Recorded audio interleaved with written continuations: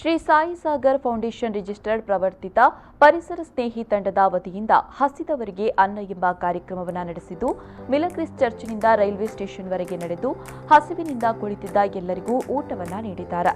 ತನಿಷಾ ಆಚಾರ್ಯ ಹಾಗೂ ಸುಹಾನಿ ಪ್ರಭು ನೇತೃತ್ವದ ಈ ತಂಡ ವೈಷ್ಣವಿ, ಶಮಿತ್, ಮಹಿತ್, ವಾರುಣಿ, ಹರ್ಷಿಣಿ ಅವರನ್ನ ಸೇರಿಸಿಕೊಂಡು ಈ ಕೆಲಸ ಯಶಸ್ವಿಗೊಳಿಸಿದ್ದಾರೆ.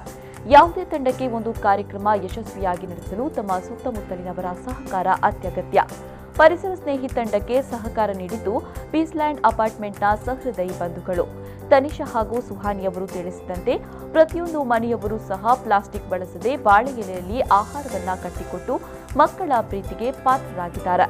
ಶ್ರೀ ಸಾಯಿ ಸಾಗರ್ ಫೌಂಡೇಶನ್ ರಿಜಿಸ್ಟರ್ನ ಸಂಸ್ಥಾಪಕರಾದ ಪ್ರೀತಂ ಸಾಗರ್ ಹಾಗೂ ಟ್ರಸ್ಟಿಯಾದ ಪವಿತ್ರ ಆಚಾರ್ಯ ಅವರು ಪೀಸ್ಲ್ಯಾಂಡ್ನ ಸಮಸ್ತ ಬಂಧುಗಳಿಗೆ ಆಭಾರಿಯಾಗಿರ್ತಾರೆ ಹಾಗೂ ಪರಿಸರ ಸ್ನೇಹಿ ತಂಡಕ್ಕೆ ಎಂದಿಗೂ ಬೆನ್ನೆಲುಬಾಗಿ ನಿಲ್ಲುವ ಭರವಸೆ ನೀಡಿದರು.